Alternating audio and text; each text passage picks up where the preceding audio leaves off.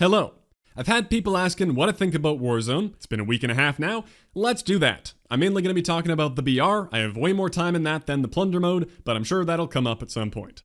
I like Warzone. I think it is a very successful attempt at a Call of Duty twist on a BR game, with a fair amount of new elements that separate it from the competition.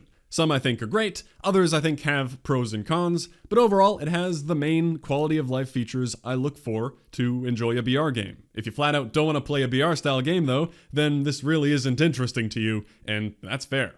There are tons of things to touch on. I guess we'll just start with some general positives. As I've said before, I think Modern Warfare is a beautiful base game for this to be built on. I love the modern theme, the weapon animations and sounds. The Verdansk map is incredibly detailed. Same with their descriptions of it on the TAC map website. It feels like they really cared about this. It is a league above any BR that has some open fields with rocks and trees and 10 building designs that get copy-pasted around. There are some duplicate building layouts in Warzone, but only when they make sense, and a lot of individual care was put into the interiors. Every area is very uniquely designed. There's a whole downtown, for God's sakes. I think it's cool that they were able to put that much detail into the map because they used it for multiple things, like ground war and co-op operations. You could see that as reusing content and say it's lazy. I was never on the same page there. I think it'd be a massive shame if they poured a ton of dev time into a massive co-op map that was only for co-op that only got played by a few people. And in the past, Spec Ops has always been mostly repurposed campaign stuff. It's a smart way to justify putting this much dev time into the details, resulting in a very cool map. I don't expect we'll be seeing another full-scale map for years or ever because of that, but maybe a smaller event map like how Blackout did Alcatraz. Anyway, I'm really not looking for a new map. I also want to acknowledge and appreciate the relative lack of little annoyances. You know, the things that immediately jump out as stupid, like how'd they let that get through? Overall, the game gives off a polished feel, of course partly because they had the past few months to polish the core game, but, you know, like there isn't egregious fall damage, it's actually very forgiving. I love that, and when you drop ammo and armor for your teammates, it doesn't auto-pick up by running over it like usual, you have to pick it up manually so you don't accidentally soak it back up. That makes sense. It's the little things, and there aren't absurd balance issues and glitches that got discovered within an hour that broke the game. Clearly this was playtested and tweaked into a solid product, and you can't always say that. The launch was also really smooth. The thing where lobbies needed to be practically full to start was fixed right away, and I know some people I've heard still have crashing issues, but by and large, it seems like people were able to play and enjoy, which is really cool for this massive free-to-play cross-platform launch. And I think the free-to-play experience is good. I have friends who jumped in as free-to-play, and within a couple hours, they had top-tier meta guns with solid attachments. There was double XP on in that first week, but Warzone does provide plenty of good ways to rank up your character and weapons, especially through contracts. It was smart of them to give weapon XP through that, so it isn't a super slow grind of only needing to get kills. The Plunder mode is great too for that, being a respawn mode with a permanent loadout. If you get enticed by the camo challenges or some other part of the game, you may want to buy the full thing, but by no means do I think you get a Warzone advantage. Shipment grinding is helpful and all when it's around, but you can rank up a gun no problem in Warzone, and that's great. The annoyances I do have are pretty minor, and it isn't a big list. Common things like using an armor plate when you have a half-damaged plate will only bring you up a little bit to the nearest full bar, instead of adding a full extra bar's worth. I know I'm not alone in wanting that. Same with equipment in the Gulag being kind of annoying. I'd rather just have a positioning and aim fight rather than the winner be whoever waits and gets a lucky stun. And I don't really like the shooting the Glock while diving from the plane thing. It doesn't feel very skillful or interesting to me.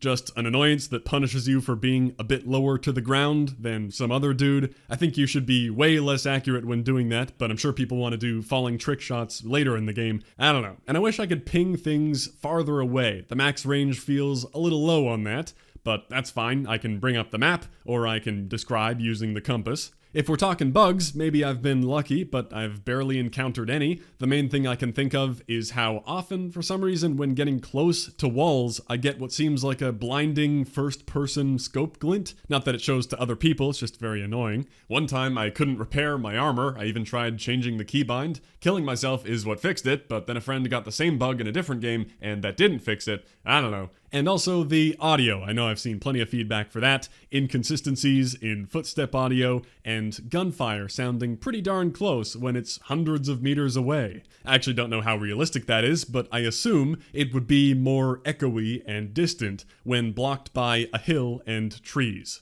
Anyway, I know a game that is polished and not buggy should be expected, but that isn't going to stop me from appreciating the fact that this has been a pretty smooth experience. But how about we get a bit more into gameplay details, because there's plenty to talk about there. I'd say the big two defining elements of Warzone's gameplay over other BRs are the contracts and the loadout. The contracts I see as pretty much all upside. They give goals that you can be working on to get stronger through the mid-game that might usually be a little boring if all you're doing is moving to the next circle or looking for a fight. Contracts give you a reason to be moving around and be putting yourself in riskier situations, like capping a flag, or visiting a buy station, or straight up hunting a team down in the case of a bounty, as opposed to camping next to the zone waiting for time to pass, or wandering around looking for a fight and not finding anything. Contracts are great. They make the meta moving, not camping. It may not be meta to be aggressively fighting other teams, but at least people who want to do that are able to, because people are out there shooting up flares and making noise. I think contracts are a well thought through and well executed thing. Then there's the loadout drop, which has to be the most divisive part of the game. Many pros and cons we can talk about. Overall, I have grown to like the loadout drop, but I think some changes could be made to alleviate some of the cons that come with it. The main upside of the loadout feature is that it removes the big RNG element that has always been in BRs, and I do think that's a respectable thing. I think it's fundamentally good for the game to be more about positioning and strategy and gun skill than finding a really lucky gun. Same with how you spawn with a pistol instead of your hands, helping with some of the drop RNG. Skill is still the biggest factor in most other BRs I can think of, but when I die in Warzone, I can usually trace what decisions led to that death, as opposed to the other guy just having gotten really lucky with a really OP attachment or a sniper that I never found, so I couldn't fight back at that range. You can still get unlucky with early guns or the circle forcing you out in the open, but the first circle is shown before you drop, and you can learn many circles ahead by dropping near some recon contracts and doing those, so even the RNG impact of the circle is reduced. And I think that's a really cool thing that sets this game apart. It's a BR more about the gameplay and strategy and less about the loot. But making loot practically irrelevant could also be seen as an inherent downside, because loot is kinda fun. Assuming the guns are all pretty fair, the randomness of loot is part of what gives you a different experience every time, what keeps you interested in looking for more cool stuff throughout the game to keep upgrading yourself in small ways. Nothing that makes you impossible to take down, but little things you want to improve on your guns or your character. When you pick up the exact same loadout a couple minutes into the game every time with everything you want on it, it starts to feel a little too rinse and repeat, a little stale. You can choose to mess around with a different loadout, but in a game mode like this, you kinda just want the best thing you can get. I think the biggest problem with this is that it makes taking out other teams kind of unrewarding. You rarely ever take out an enemy squad and end up stronger than you were before, unless you were on a bounty contract, because a lot of the time people aren't carrying that much cash in my experience. So when you win that fight, you get a little bit of money, and you're either roughly the same,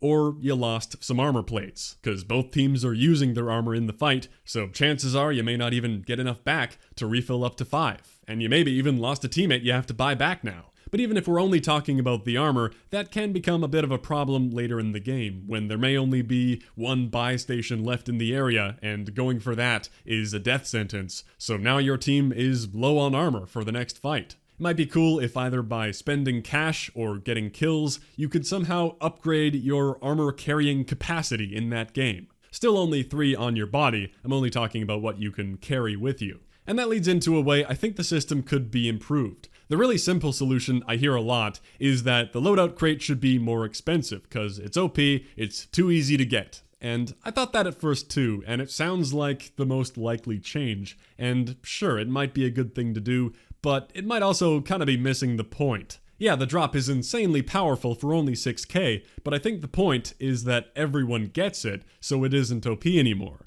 That's just how the game is meant to be played, with a loadout. Maybe if it were harder to buy, that would encourage more fighting over the free loadout crates that drop between you and another team. Then it might be more like the powerful weapon crate drops in other BRs, instead of it being relatively uncontested and just a way to grab your second gun or a new red perk. But if you just made the loadout expensive, like double or triple the price, now a certain few teams are going to be the first to build up that much cash by maybe rushing to do bounties or getting some lucky loot boxes, and then they'll have their loadout early, which is a huge and sudden advantage, and they can go rolling over everyone who's still stuck with crappy guns off the ground. That's a way more unfair power leap than regular loot RNG in other games. So I do think that's kind of missing the point here of having fights be less about gear and more about skill. You're not solving much by upping the price. If I were to try some design changes, I think it'd be cool if instead of buying your entire loadout, you could buy individual weapon blueprints, as in the kind you make yourself. I'm not saying the pre-built ones, that'd be pay to win and unfair for people who own the game,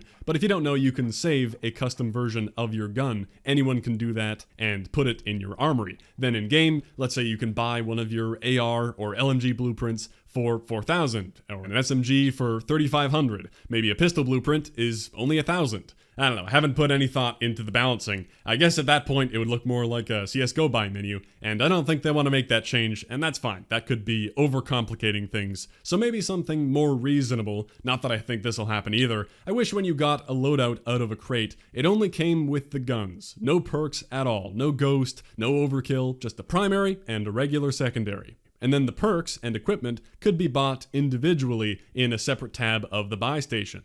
I don't think that would be too cluttered if it were organized in tabs, so you're gonna have to cough up another 3K if you want Ghost, and then again for Cold-Blooded and Amped and Quick Fix, different prices depending on the perk, and you can get whatever you want. Or maybe you should be limited in how many perks you can buy. Or maybe the perks available for sale would be random in each game. They'd be the same for everyone in the match, of course, just a way to mix up how the game plays. So every game feels different. Just another little layer of strategy playing around the perks that are available. And then you would also be able to find perks, not lying around, but maybe in the later stages of contracts, like after you've done 3 or 4 contracts in a game, and your bonus is getting better, you're getting better loot each time, you could start to be finding perks for completing them. That would bring some less meta perks into the game you might not have bothered to buy. Like, oh cool, now I have Pointsman for more contract cash, and Battle Hardened, and Tune-Up. They could even create some new perks specific to Warzone that only drop in-game, related to getting more cash, or a guaranteed armor plate or 2 dropping when you get a kill, maybe. That'd be nice to help alleviate the losing too much armor in a late-game fight problem. Or whatever, maybe you get some through the epic boxes too, cause right now when you find one, it's like, whoa, epic guitar riff, flashing golden light, and wow, look at that cool golden blueprint that is worse than my gun in every way. The cash is nice, but it's like I'm supposed to feel excited by this. This is a rare find, and I really don't care, and that's kind of sad. But if a perk or 2 came out, that would be neat. Something worth pinging for your team. When's the last time you pinged loot for your team that wasn't a gun in the first 5 seconds or an armor plate? Most importantly out of all this, players would drop perks when you kill them. Because maybe you think part or all of this idea is stupid, but the main thing I want to bring back is the thrill of looting enemies you take down. Because I don't think there's any of that right now. You run over a body to try to get back what you spent on the fight. That's all. Your guns are already perfect. You got your perks the second you picked up your loadout. I think the idea of gaining more perks is a reasonable way that you can make yourself stronger over the course of the game without becoming OP. It would not be a huge luck-based advantage, very similar to the specialist bonus, except you don't get it just by getting kills, because then you could be camping and sniping on a rooftop. You do actually have to go over and loot the bodies for the perk drops. You can let me know if I'm way off track here and this is terrible, but I see it as a great middle ground. You can still buy your guns so you don't get screwed over by RNG loot, and you can still buy individual perks and scavenge for them through contracts to get stronger, but people who win fights actually make themselves stronger for doing that. I think the looting of bodies is the main thing missing right now. As much as I think it's great to have a game based on gunfighting and not on the gear, I do miss looking through death boxes for those purple and gold attachments in Apex. I didn't need the 3 extra bullets in my mag, or the tiny bonus from a stock or a barrel stabilizer upgrade to win, but it's fun to look for. I can also appreciate the simplification of Warzone. Like, I'm not asking for in-game attachments to come back. That obviously isn't in their design, and having no inventory management at all is pretty nice. I'm cool with not needing to find a bigger backpack to carry all my healing and grenades and spare attachments, but I think it would be cool for perks to not come with your loadout. Those have to be earned. On a different but related note, if there were more things to buy at buy stations that were character upgrades, like perks or being able to carry more armor with you, that might reduce the number of kill streaks. Right now, it seems like you buy your class, you can buy a self-revive, that's like a character upgrade, you buy armor whenever you need it, but then you basically just buy an airstrike or UAV, cause why not? I have the cash. If there were more to buy, there'd be more of a give and take. If someone buys an airstrike, they maybe had to choose that over a perk. They maybe went without cold-blooded to afford that. Or they're slaying like crazy and they earned it. The streaks were a big concern going into this mode, thinking the end game would be all airstrike spam. To my surprise, I have yet to get really screwed over by an airstrike. Thank God it does give you the warning that an airstrike was called on top of you, so you better check that map and run perpendicular to it. And I've been able to consistently avoid it by doing that. They give you enough time, but they do feel a little cheap to die to as opposed to being outgunned. And maybe if there were more things to buy, they would feel more fair. I don't know, lots of things they could do to tweak those, but I don't see them as game-breaking right now. To wrap up the loadout topic though, I do like them. I like the reduced RNG, and it is appropriate for a CoD BR to introduce loadouts and kill streaks. That's kind of what made CoD what it is. But I don't like how loot is too irrelevant. There really isn't any upgrading over the course of the match, aside from a loadout or two, get a self-revive, get a kill streak. Fighting people doesn't make you stronger. Contracts are at the core of the game for getting cash and being able to buy more, which I think is cool. It does at least make you run around, but wiping a team is a little less fun when you don't want anything they have. You are pretty much god tier with your loadout. You don't even need the cash for a self-revive and streaks. You already have a decent shot at winning in the end game if you just hide as long as possible holding on to your max armor. It might be cool if they have a limited time event mode with no loadout at all to see how that plays. I think they definitely need to add more guns to the ground though in that case. I don't know why they only have a small handful like M13, SCAR, MP7, MG34, 680. Those are the main 5 I think of, might be a couple others, and there are several more that come in blueprint form with attachments like P90s, AKs, and cars. I know I've seen the M4. My best guess is that they figured most BR games don't have that many guns, and we're going free to play here, so we don't want to overwhelm people by making them learn over 40 different guns right away. Let's start with a few on the ground and let everyone get exposed to everything through the Create a class first, and maybe start to add more to the ground over time, like Apex didn't launch with everything from Titanfall. Anyway, I'd be down to try a no loadout version, but I don't want them gone permanently or anything. I think they have a net positive impact on the game. I just wish looting were a bit more interesting, especially looting players, which I think could certainly be done without adding luck elements, because if it comes down to it, you can always still buy what you need with the cash. Well, that's the biggest part of the discussion done. I could have made a whole video just called Loadouts, good or bad. Maybe the third biggest addition to the game would be the Gulag respawn system, which I do think is cool. When a friend dies in a hot drop, they have something to do for the next few minutes while you build up some cash, just in case they can't respawn themselves. Dying is still a penalty though, you gotta get your stuff back or find a new loadout crate, and your team might have to spend some cash to get you back in, but I do like the ability for your team to bring you back in a BR game. Otherwise, you got a friend sitting there bored, you might consider backing out if you lose someone super early, and that punishes aggressive play pretty heavily. You don't want to be a man down. I'm sure some people prefer having that fear, the feeling that you only have one life, you have to take it seriously. I get that, but in CoD, it's just going to lead to a bunch of camping and safer strategies. I really don't see how that makes the game more fun. And I mean, dying is always punishing. Just because there is a respawn option doesn't mean you're okay with dying. So I kind of get the realism, only one life argument, and maybe if they introduce a realism Warzone limited time event or something, they could do that, but generally I can't line up with that way of thinking. I should also mention the Plunder mode before I forget. I know some people who love it. It hasn't been my passion. When I played it at launch, it just felt weird. I see how the concept is fun, like a race to collect cash, but if you start to get too far behind with a bit of bad luck, or you lose a bunch of cash, it can feel like you're too behind to catch up. And maybe you're not, you can always hunt down the leaders, but that can be kind of boring to be sitting around waiting, possibly for 30 whole minutes. When I played at launch, I think it was too early and nobody knew what they were doing. Nobody ever got to 1 mil, and I was initially confused when the half hour was over and it just said mission success and didn't even tell me how I placed. Like, what the hell's with that? Now I know it only tells you when you're in the top 10, but like, why? I was expecting it to say, you got last, you loser, 30th place. Nope, just a thoroughly confusing experience when I first tried it, but I did play a bit more recently with a friend who enjoys it, and we did well, we got a win. I understand a bit more how it can be fun, but I think I'd be a lot more addicted if I had guns to rank up. That's what it's really great for, with the respawning and the permanent loadout, and all the contracts to be doing, which is also meta for getting cash.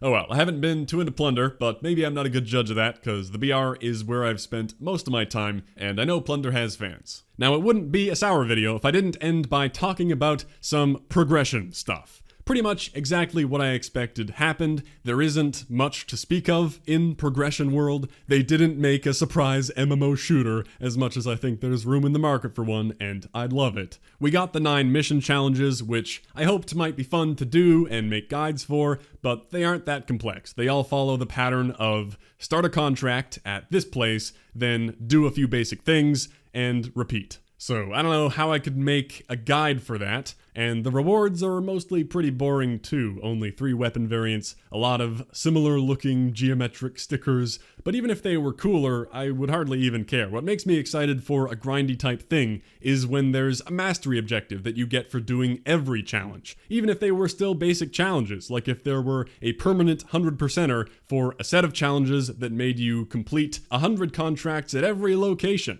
Sure, I'd be down, but there isn't anything longer term like that. So I'll go through and check those missions off the list eventually, but I've been taking it real slow. And for someone who's done with all the grind from the core multiplayer, max rank, max guns and all that, I have nothing to rank up, nothing to really go for, so I really only enjoy Warzone in a group of friends. That's when I think it's fun. Okay, the down guy's gonna see you. They think He's gonna get up and kill you. He's looking right at you. What the it's fuck? totally fine, Sour. They think I'm dead. I always thought Gillied Up was unrealistic. I'm sorry, Matilda. It's realistic, Sour. Car. Yeah, I got this.